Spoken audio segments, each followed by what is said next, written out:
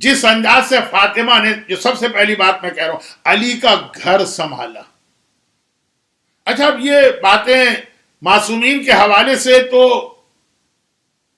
ایک طرح سے فائدہ مند نہیں، سب ایک ہی نور کے ٹکڑے ہیں، لیکن ہماری بچیوں کو، ہماری عورتوں کو، ہمارے گھر کی خواتین کو اور ہمارے گھر کے مردوں کو پیغام تو اسی طرح سے ملے گا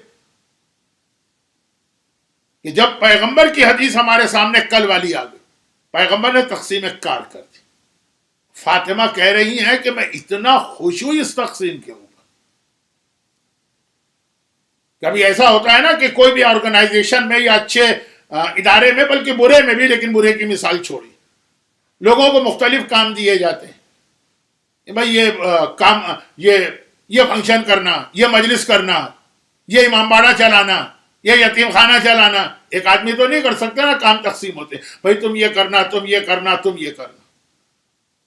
اس میں اگر کسی کو اس کی اپنی فیلڈ کا کام مل جائے، جس کا وہ ماہر ہے، جو اس کے لیے بہت آسان، وہ اتنا خوش ہو جائے گا. ایک بہت بڑا یہ سائیکالوجی کے اندر ایک الگ سے ایک پیغام بھی کہ اگر آدمی کو جاب جو ملے نا، وہ اپنی فیلڈ کا ملے، اتنا سکون محسوس کرتا ہے اور اتنا وہ ترقی کرتا ہے. یہ بہت اہم موضوع ہے، لیکن میں موضوع سے ہٹ جاتا ہوں. میں موضوع سے ہٹنے نہ پاؤں اس لیے میں واپس آ جاتا ہوں کہ فاطمہ پیغمبر آ کے کام تقسیم کر رہے، نہ بیٹی کچھ بول رہی ہے، نہ داماد کچھ بول رہا. ہو سکتا ہے پیغمبر کہہ دیتے فاطمہ تمہیں گھر کے باہر کے کام کرنا، علی تمہیں گھر کے اندر کے تقسیم سنبھال لیتے کو، لیکن وہ خوشی نہیں ہوتی. جو فاطمہ کی خواہش ہے، جو فاطمہ کی تمنا ہے، جیسے شہزادی کی تمنا پہ تو زمین و آسمان چلتے ہیں. میں اب عام ماحول کی بات کر رہا ہوں. پیغمبر نے وہی ذمہ داری دی اور یہ بتا دیا کہ کس انداز سے ایک مومنہ کا گھر ہونا چاہیے. اچھا علی اور فاطمہ کی زندگی پہ کون عمل کرے گا؟ یزید، ظالم حکمران، شمر، یا مومن اور مومنہ؟ اور اگر سید ہیں تو کیا کہنے فاطمہ کے بیٹے اور فاطمہ کی بیٹی. گھر اس طرح چلتے، بیوی اس طرح سے گھر کو سکون کا گہوارہ بنا. مگر شرط یہ ہے کہ شوہر بھی گھر کے باہر کی اپنی ذمہ داریاں ادا کرے. یا ہمارے یہاں بیلنس نہیں. ایک چھوٹی سی بات عرض کر کے آج کی مجلس ختم کر رہا ہوں، پھر پیغام مکمل کل کروں گا. اب پیغمبر نے تقسیم کام کر دی، تقسیم کار کر دی. اچھا اب اس کے اندر ایک نقصان اور ہے، اگر اگلی روایت ہمارے پاس نہ ہوتی. کیا کام ہے؟ کیا اس میں نقصان ہے جو ہمارے یہاں ہو رہا ہے؟ مرد نکھٹو بن جاتے ہیں، گھر میں آ کے ہل کے پانی بھی نہیں پیتے. بیوی بیمار بھی ہے تب بھی اسی کو ناشتہ بنا کے، شوہر کو چائے بنا کے دینا. موضوع پہ بات بہت ہوتی ہے تو میں ٹونٹنگ والے جملے نہیں کہہ رہا ہوں، میں تو حدیث پڑھنا چاہتا ہوں. اس کے بعد والی حدیث تقسیم کار تو کر دی پیغمبر نے کہ تمہارا یہ کام ہے، تمہارا یہ کام. مگر اس کا مطلب یہ نہیں کہ دونوں اس انداز سے اپنے کام میں لگ جائیں. جو میں نے کل کہا، کیا عورت جاب نہیں کر سکتی؟ کیا عورت بزنس نہیں کر سکتی؟ صرف ایک اس میں رکاوٹ آتی ہے کہ شوہر کی اجازت کا بغیر گھر سے نکلنا حرام. تو وہ بھی شادی شدہ عورت نا. لیکن آج کل کی دنیا نے تو اور آسان کر دیا کہ شادی شدہ عورت بھی گھر سے نکلے بغیر اتنے سارے کام گھر میں انجام دے سکتی ہے. یا آن لائن بزنس میں تو آج کل دنیا میں عورتیں بہت آگے نکل گئی. کمفرٹیبل، جو اسلام چاہتا بھی ہے کہ نامحرموں سے کم انٹریکشن بھی ہو، اور پھر وہ چاہے تو سارے کام کرے، کوئی حرج نہیں، مگر اپنی بنیادی ڈیوٹی چھوڑے بغیر، جو ہر آدمی کی اصل ایک ڈیوٹی ہوتی ہے.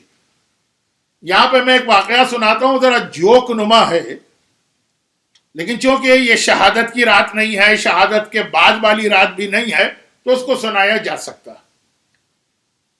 بڑا سے بڑا آپ کام کر کے دیں گھر والوں کو، لیکن اپنی اصل ڈیوٹی نہ چھوڑیں. بہت ہی مشہور ایک جوک ہے، لیکن سن لیجئے مختصر، میری گفتگو بعض اوقات بہت ڈرائی ہو جاتی ہے. ایک صاحب نے اپنے گھر کی حفاظت کے لیے ایک سیکیورٹی گارڈ رکھا, جو ہم کراچی کی زبان میں بات کریں ایک چوکیدار رکھا. تمہارا کام یہ ہے کہ رات بھر جاگو, پہرا دو.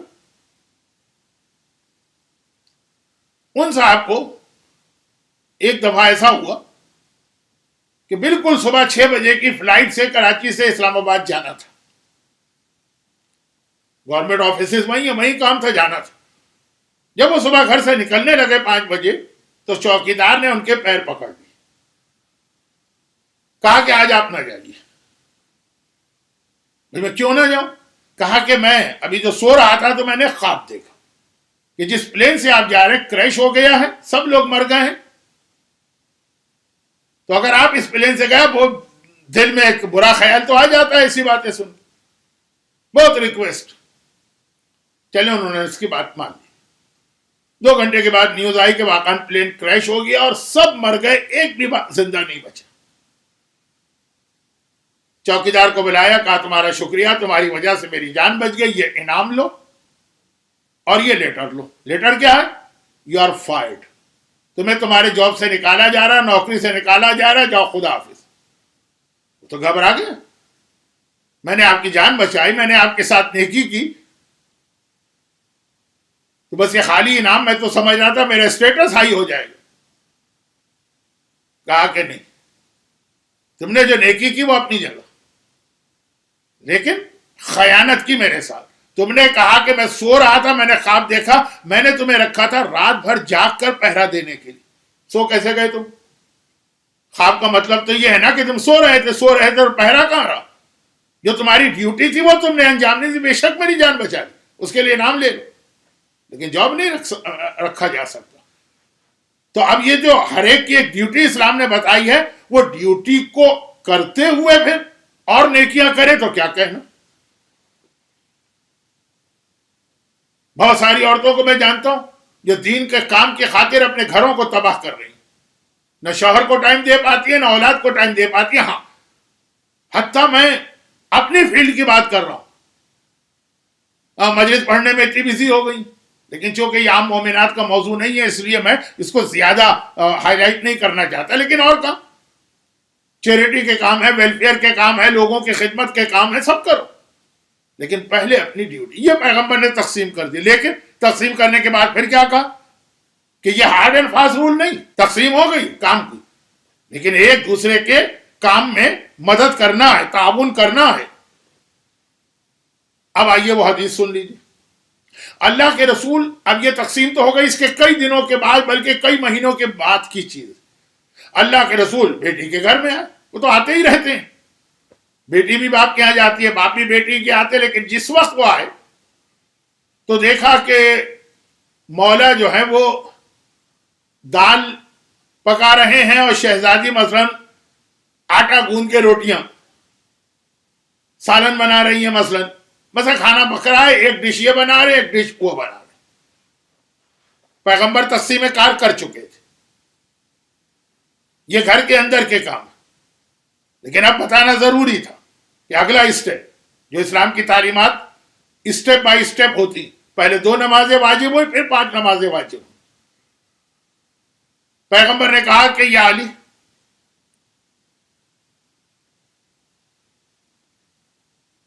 تم وہ کام کر رہے ہو جو انبیاء کے کرنے کا کام ہے. یاد رکھو, جب کوئی آدمی گھر کے کاموں میں اپنی بیوی کی مدد کرتا تو اللہ ہر قدم پر اسے حج اور عمرے کا ثواب دیتا. جو گھر کے کاموں میں وہ چل رہا ہے, پھر رہا ہے, ہر قدم پر اسے حج و عمرے کا ثواب ملتا ہے. اور اس کے بدن پر جتنے بال ہیں, ہر بال کے بدلے میں اللہ اسے ایک ایسے سال کی عبادت کا ثواب دیتا ہے جس میں پورا دن روزہ رکھا گیا اور پوری رات عبادت کی. یہ اتنا ثواب ملتا ہے. اور اے علی, یہ یاد رکھو, اب یہ والی حدیث, یہ حدیث ایک ہی ہے, اس کا جو ٹکڑا ہے نا یہ صدقے کے لیے آتا, صدقے کے لیے, یہاں بھی آ رہا ہے. جس وقت کوئی آدمی اپنے گھر کے کاموں میں اپنی بیوی کا ہاتھ بٹاتا ہے اور مدد کرتا، یہ اس کے گناہوں کا کفارہ بنتا۔ گناہ تو ہم سے اور آپ سے ہوتے رہتے ہیں، گناہ کا کفارہ، گناہ صاف کرنے کے طریقے، گناہ کو ڈیلیٹ کرنے کے طریقے، گناہ کی جو میل ایمان پہ چڑھ جاتی ہے اس کو اتارنے کے طریقے کیا ان میں کیے کہ بیوی کا ساتھ دے رہا ہے گھر کے کاموں میں، کفارۃ الذنوب یہ گناہوں کا کفارہ ہے اور اللہ کے غضب کو ٹھنڈا کرنے والی چیز ہے۔ جب آگ بھڑک رہی ہے اس کو ٹھنڈا کرنے کے لیے پانی ڈالتے ہیں نا۔ اب دیکھیے صدقے کے لیے بھی حدیث، الصدقۃ سر تطفی غضب الرب، چھپا کے صدقہ دو تو گویا تم اپنے اللہ کے غضب کو ٹھنڈا کر رہے ہو، پانی ڈال رہے ہو اس کے اوپر، غضب کی آگ پر۔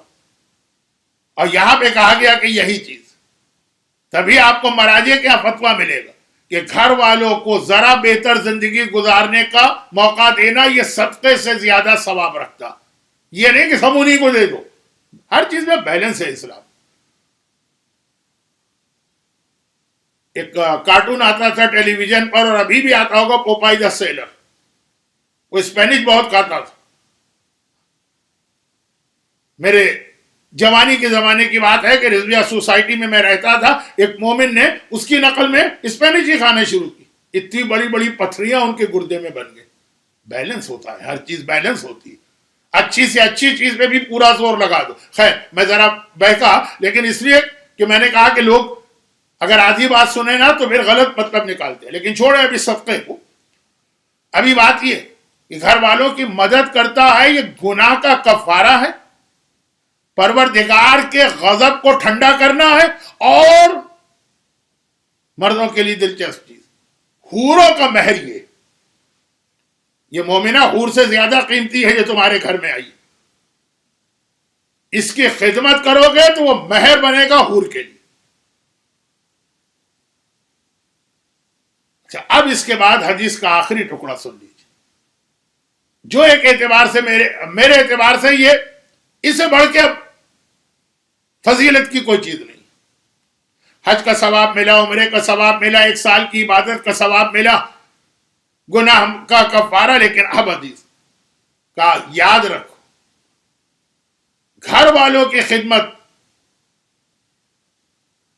صرف وہ کرے گا جو یا صدیق ہوگا یا شہید ہوگا یا اللہ نے اس میں دنیا اور آخرت کا خیر جمع کر دیا ہوگا، اور اللہ اسے اتنا اجر دیتا ہے جتنا داؤد نبی کا اجر ہے، یعقوب نبی کا اجر ہے، عیسیٰ نبی کا اجر ہے۔ میں نے کہا نا کہ بعض اوقات مجلس کے شروع میں نے کیا بات کہی تھی کہ بعض اوقات کچھ چیزیں ہمیں بہت چھوٹی اور معمولی لگتی، ارے یہ کر کے کیا ہوگا، یہ گھر میں جو آپ نے جھاڑو لگائی یا ویکیوم کیا، لیکن اس میں ایک لفظ ہے ناگواری کے ساتھ نہ ہو، یہ بھی جملہ ہے حدیث میں، ناگواری کے ساتھ نہ ہو، خوشی کے ساتھ۔ جیسے ایک نماز آدمی کو پڑھنا پڑے والدین کے ڈانٹنے ڈپٹنے سے تو پڑھتا تو ہے ناگواری کے ساتھ، ایک ہے خوشی کے ساتھ نماز پڑھ رہا، یہ کام خوشی کے ساتھ کرے۔ 6 لفظ پیغمبر کہہ گئے، صدیق، شہید، خیر الدنیا والآخرہ، یعقوب، داؤد اور عیسیٰ۔ یہ ہے کیا چیز؟ صدیق کسے کہتے ہیں؟ مولائے کائنات کا لقب ہے صدیق، شہزادی کونین کا لقب ہے صدیقہ۔ قرآن کریم نے 2 اہم ترین انبیاء کے لیے لفظ استعمال کیا، وَاذْكُرْ فِي الْكِتَابِ ادریس إِنَّهُ كَانَ صِدِّيقًا نَبِيًّا، اپنی کتاب میں ادریس نبی کا ذکر کرو، یہ نبی ہیں اور صدیق ہیں ادریس۔ وَاذْكُرْ فِي الْكِتَابِ ابراہیم إِنَّهُ كَانَ صِدِّيقًا نَبِيًّا، کتاب میں ذکر کرو ابراہیم کا، یہ نبی ہیں اور صدیق۔ اچھا اب دیکھیے ادریس نبی کا نام آیا کہ وہ صدیق ہے، پیغمبر نے کہا کہ گھر والوں کی خدمت صدیق کرتا، ادریس اور عیسیٰ۔ جب امام زمانہ آئیں گے تو 4 نبی ان کی مدد کے لیے آئیں گے جو اب تک زندہ، ان میں پہلے ادریس ہے، آخری عیسیٰ، پہلے اور آخری دونوں کا نام لے لیے۔ یہ آپ کو اجر و ثواب مل رہا ہے گھر والوں کی خدمت کا۔ اور پھر پیغمبر نے کہا کہ شہید کون ہے؟ شہید تو بے شمار ہے، لیکن قرآن نے کہا وَيَكُونَ الرَّسُولُ عَلَيْكُمْ شَهِيدًا، اور رسول ہے شہید. کفا باللہ بینی و بینکم شہیدا ومن عندہ علم الکتاب، اللہ اور علم کتاب رکھنے والا میرا مولا یہ ہے شہید. اگر آپ نے برتن دھو دیے، اب پتہ نہیں کہ آپ کے علاقے میں برتن ابھی بھی سنک میں دھوئے جاتے ہیں کہ ڈش واشر ہوتے ہیں، ہو سکتا ہے میری مجالس کچھ اور لوگ بھی سن رہے ہیں کچھ اور علاقوں کی. کتنی معمولی چیزیں رکھتی ہیں یہ،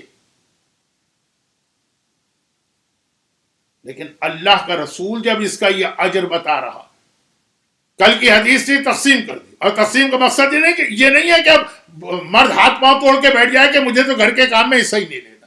ہاں وہ اصول اپنی جگہ، جو کل کی مجلس میں آ گیا تھا کہ خود ہی سامنے والا والنٹیئر ہی کہہ دے کہ ہاں بھائی مجھے نہیں چاہیے تمہاری مدد.